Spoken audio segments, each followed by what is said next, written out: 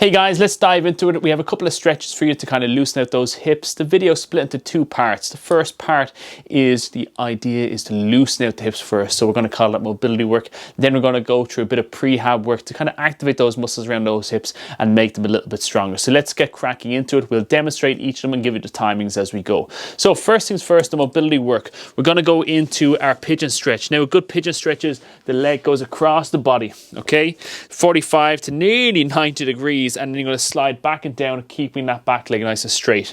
Here, what you're going to see from the front position is when that leg does go across, we have that 90 degree angle. So as I'm going across with that leg, sitting back into it, stretching out the hip, keep my hips square to the floor. We don't be sitting over onto this hips. Keep the hips square to the floor. Then what I want you to do is we're going to add a bit of rotation. Whatever knee is in front of you, I'm going to reach the other hand out in front, reach through, and then turn towards that knee. So my left knee is underneath me. And I'm going to do this for 60 seconds. Exhaling, getting a massive stretch in that hip. And the rotation here, I'm stretching my lat and opening my upper back. 60 seconds each side. Once you've done that, it's time to tackle the front of the hip. So we're going to go couch stretch. Put a towel or a cushion on the floor. Half kneeling. Hand in the air, reach nice and high, pushing those hips forward, getting that big hip flexor stretch on the front of that hip.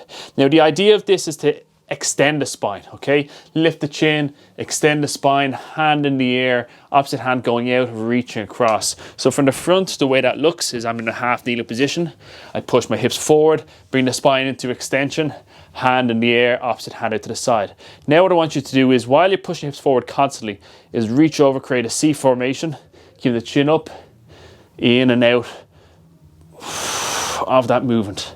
Again, lengthen that hip flexor a little bit deeper and just coming in and out of it, but constantly pushing those hips forward. 60 seconds one side, 60 seconds the other side. Then once you've done that, if you have a towel or a band, ideally a thicker band or a towel, something that's rigid, latch it around the ball of the feet, toes out. We're going to go a bit of a neural hamstring stretch. Tuck the chin, lean forward, and again keep those legs locked out, locking the knees into the ground.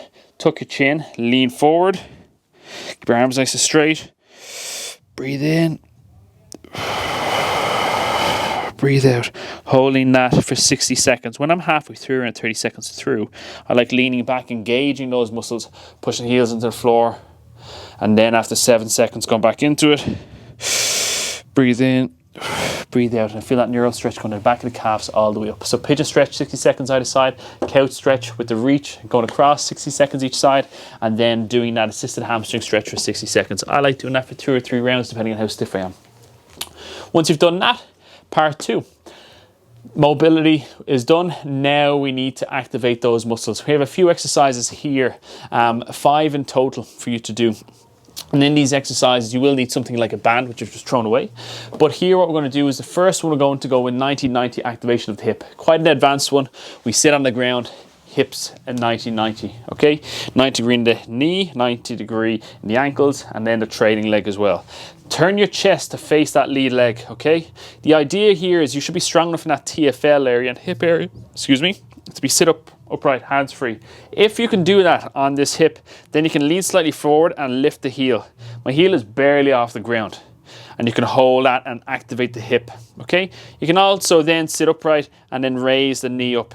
Here you might feel some cramping effects going on. Stop just before the cramping effect starts kicking in. You're going to do that one side for 20 seconds, whatever variation.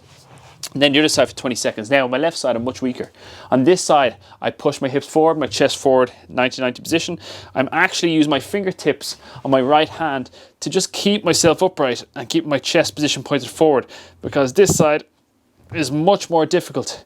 So I'm barely assisting myself. I'm leaning forward slightly and not worried about lifting the heel.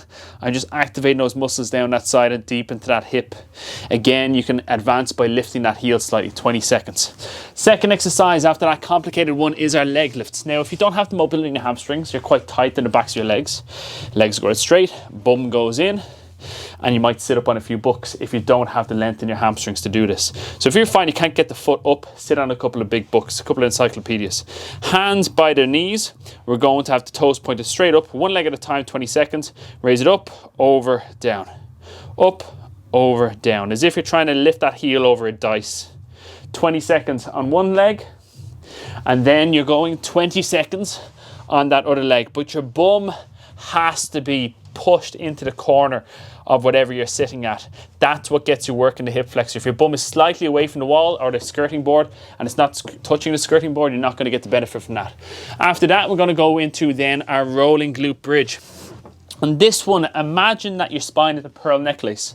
And with that pearl necklace, when you're going down, you're going to lower it down from the top, all the way slowly down, and then you're going to pick it back up by the end, okay? So your spine is actually moving. Feet in that glute bridge position, lying on our back, tuck the hips under, raising the hips up off the ground, rolling the spine.